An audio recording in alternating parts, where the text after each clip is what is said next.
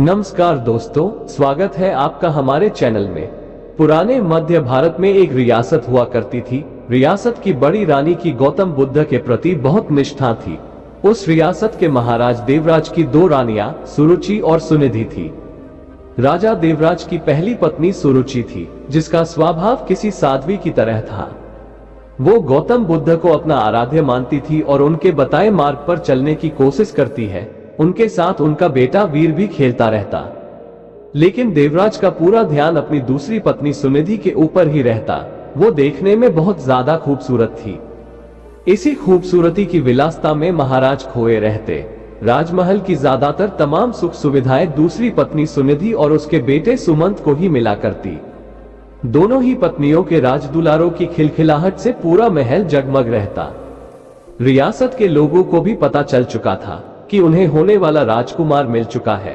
राज्य के लोग अक्सर सोचा करते कि भविष्य में राजगद्दी पर कौन बैठेगा, तो इस पर ज्यादातर लोगों का मत तो सुरुचि के पुत्र वीर के ऊपर ही था कि भविष्य के राजा वही होंगे, क्योंकि धर्म और नीति के अनुसार बड़े पुत्र को ही राजगद्दी मिलनी चाहिए। लेकिन समय की लकीरों को कुछ और ही मंजूर था। देवराज की पहली पत्नी सुरुचि का स्वभाव बड़ा शांत और न्याय संगत था। वो न्याय, धर्म और बौद्ध धर्म की बातें किया करती। माँ की संगत पाकर बेटा वीर भी उसी स्वभाव का हो गया था। वीर अब बड़ा हो रहा था। उसका स्वभाव ऐसा हो गया कि उसे जो भी मिलता वो भी माँ की तरह संतोष कर लेता। समय का चक्र चलता है और एक दिन रियासत का दरबार सजा हुआ था। उसी दिन भावी राजकुमार के नाम की घोषणा भी की जानी थी। सभी इस बात को लेकर आत्मविश्वासी हुए पड़े थे कि होने वाला राजकुमार वीर ही होगा।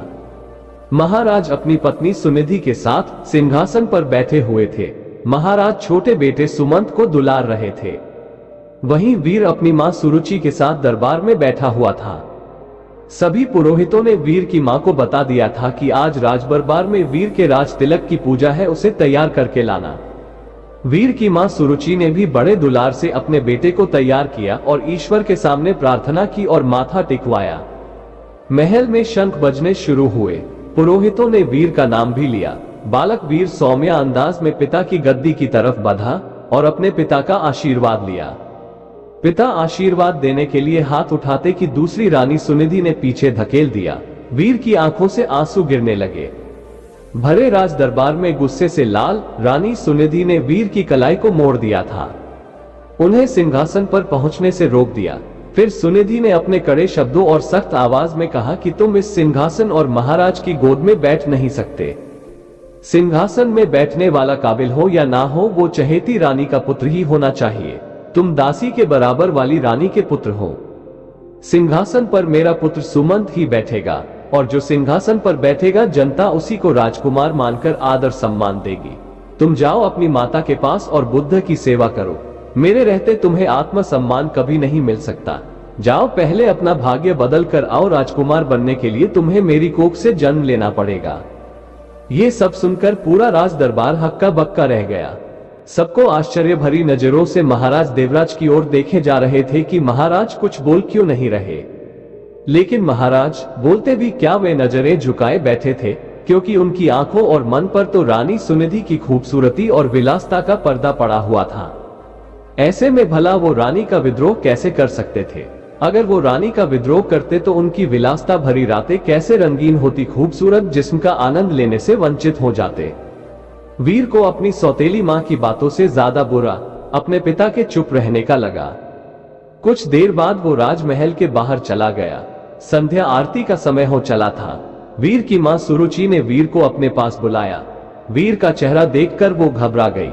वीर ने उनसे कहा कि मां, पिताजी हमारे साथ ऐसा क्यों करते हैं? अब हमारा क्या होगा? क्या मुझे कभी किसी का मान सम्मान प्राप्त नहीं हो पाएगा? जवाब देते हुए वीर की मां ने अपनी उंगली से मंदिर की तरफ इशारा किया। ये कमरा कुछ दूरी पर था और इसमें महात्मा बुद्ध की प्रतिमा मूर्ति रखी हुई थी। वीर ने इशारा करते हुए पूछा, वहां क्या है मां? जवाब देते हुए मां बोली, वो महात्मा बुद्ध है, वही तुम्हें सिद्ध बनाएंगे। उनकी शरण में जाओ बेटा। बुद्धम शरणं गच्छामि। ये पंक्ति सुनते ही वीर ने बहुत अच्छा महसूस किया। सुरुचि बोली, बेटे, तुम्हारे लिए इस सिंहासन से भी कहीं बड़ा और आगे का सिंहासन बना हुआ है। इसलिए इस सिंहासन लालसा व मोह त्याग कर उस बड़े सिंहासन को प्राप्त करो। जब तुम उस सिंहासन पर बैठोगे तो लेकिन उसे पाना इतना आसान नहीं। जीवन के उस सिंहासन तक तुम्हें महात्मा बुद्ध की शिक्षाएं लेकर जाएंगी। लेकिन वीर को अब भी ये समझ नहीं आ रहा था माँ आखिर किस तरह के सिंहासन की बात कर रही है, जो राज सिंहासन से भी कहीं बड़ा है। उसके कानों में तो अभी भी सौतेली माँ के ताने गूंज रहे थे कि वो अभागा है।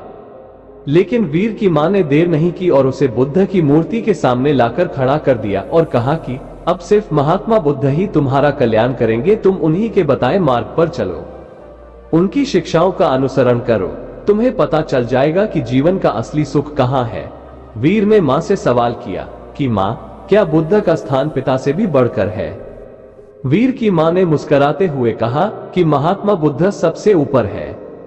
माँ की इस बात से वीर ने प्रेरित होकर कहा कि माँ, अब से मैं बुद्ध जी की गोद में ही बैठूंगा, उन्हीं के बताए मार्ग व विचारों का पालन करूंगा।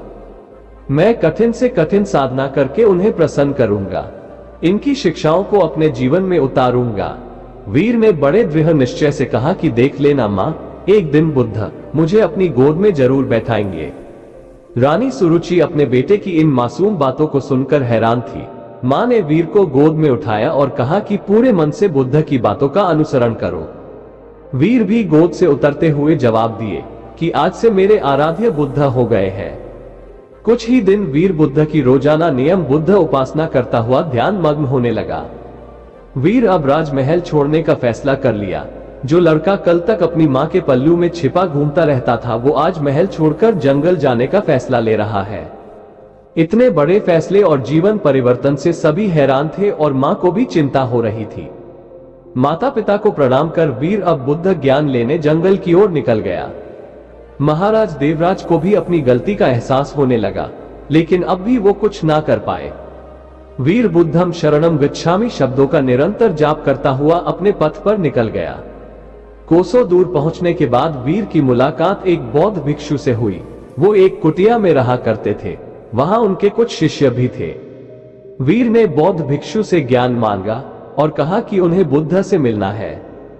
इसके जवाब में बौद्ध भिक्षु ने महात्मा बुद्ध की कहानी बताते हुए कहा कि खुद को जान लेना ही बुद्ध को जान लेना है। लेकिन फिर भी वीर ने बुद्ध से मिलने की जिद नहीं छोड़ी। तब बौद्ध भिक्षु ने कहा, तुम अभी आराम करो, मैं कल सुबह तुमसे बात करूंगा। पूरी रात गुजर गई और वीर बुद्धम शरणम गच्छामि का जाप करता रहा। सुबह हुई तो वीर ने बौद्ध भिक्षु से फिर सवाल किया। भिक्षु ने जवाब में कहा कि अभी मेरी एक अंगूठी खो गई है, उसमें मेरी जान बसती थी, उसे खोज दो, फिर मिलवाता हूं। वीर पूरे मन से उस अंगूठी को खोजने में लग गया। सुबह से रात हो गई, लेकिन अंगूठी नहीं मिली। फिर बौद्ध भिक्षु ने वीर को दिया लेने के लिए कुटिया के अंदर भेजा। वहां पहुंचकर वीर ने देखा कि अंगूठी तो अंदर ही संभाल कर रखी हुई है। ये दृश्य देखकर वीर को बहुत दुख हुआ। उसने बौद्ध भिक्षु से कहा कि जब आपने अंगूठी को अंदर ही रखा हुआ था तो आपने मुझसे बाहर क्यों तलाश करवाया? इसका जवाब देते हुए बौद्ध भिक्षु बोले कि ठीक इसी तरह बुद्ध भगवान भी तुम्हारे अंदर विराजमान है, फिर भी तुम उन्हें बाहर क्यों खोज रहे हो? खुद को मोह, सम्मान, लालच, बुराई, अपमान, क्रोध, क्रूरता, ईर्ष्या जैसे भावनाओं से मुक्त कर दो। किसी की बातों का बुरा मानना, क्रोध करना और किसी भी प्रकार लालसा मन से त्याग दो। बस इतना ही करना, फिर देखना बुद्ध तुम्हें तुम्हारे अंदर ही मिल जाएंगे। इसके बाद वीर जब ये भी समझ गए कि बुद्ध एक साधारण पुरुष से कैसे महात्मा बुद्ध बने थे, तब इसका उनके मन पर बहुत प्रभाव हुआ। वो बहुत प्रेरित हुए। वीर ने अब गहरे ध्यान में डूबकर बुद्ध की उपासना आरंभ कर दी। जैसे जैसे वीर का ध्यान गहरा होता गया, उसी तरह वीर को आत्मज्ञान की प्राप्ति होने लगी। एक वक्त ऐसा आया कि वीर की सारी चाहतें मर गई। वीर के मन से सभी लालसाएं खत्म हो गई। वीर को अद्भुत आनंद का एहसास हो रहा था। लंबे वक्त तक नियमबद्ध तरीके से ध्यान करते रहने से उन्हें आत्मज्ञान की प्राप्ति हुई थी। अब वीर के मुख का अद्भुत तेज देख लोग उन्हें महासंत कहने लगे। ये बात कुछ समय बाद मध्य रियासत तक पहुंच गई कि पर्वत की शिला में कोई बड़े प्रतापी तेजस्वी बौद्ध भिक्षु ध्यान में मग्न रहते हैं। राजमहल की तरफ से उन्हें बुलावा भेजा गया। रियासत की हालत ठीक नहीं चल रही थी, क्योंकि महाराज का दूसरा बेटा विलासिता में बर्बाद हो चुका था। सुनिधि का हुस्न व खूबसूरती भी उम्र के साथ ढल चुका था। वहीं दूसरी ओर वीर की समृद्धि दूर दूर तक फैलती जा रही थी। एक दिन था जब वीर को सिंहासन पर बैठने के लायक नहीं समझा गया था। एक दिन और आया, बौद्ध भिक्षु के रूप में वीर ने राजमहल में कदम रखा। प्रजा की आंखों में आंसू भी थे और सम्मान भी। महाराजा और सुनिधि हाथ जोड़े पछतावे के आंसू रो रहे थे। वीर की मां के कानों में भी बच्चे वीर की बातें साफ साफ गूंज रही थी। बौद्ध भिक्षु रूपी वीर ने सबसे पहले महात्मा बुद्ध की प्रतिमा को प्रणाम किया और कहा कि दूसरों की सेवा से बड़ी कोई विलासिता नहीं। कोई भी सिंहासन कोख से नहीं बल्कि काबिलियत से तय होता है। वीर ने राज सिंहासन का त्याग कर दिया और त्याग करने के लिए मंदिर रूपी कमरे की ओर चलने लगे। वहां वीर को देखने वाले लोग महसूस कर पा रहे थे कि जैसे कोई शांति की मूर्ति चल रही हो। बुद्ध की शरण में जाकर एक साधारण सा बालक वीर सिद्ध पुरुष बनकर लौटा था। दक्षिण भारत में आज भी यह कहा जाता है कि वीर को बुद्ध मंदिर की ओर जाते देखा था सबने, पर वापस आते कभी नहीं देखा गया। जब मंदिर के भीतर गए तो वहां पर बस भिक्षु वस्त्र ही मिले थे। कहा जाता है वह सिद्ध हो चुके थे, उन्होंने बुद्ध की शरणों में शरण ले ली थी। इस कहानी से हमें सीखने को मिलता है कि कर्म भाग्य से कहीं बड़ा होता है, परिस्थितियों को बदल देने की क्षमता रखता है। बुरा कर्म धीरे धीरे मनुष्य से एक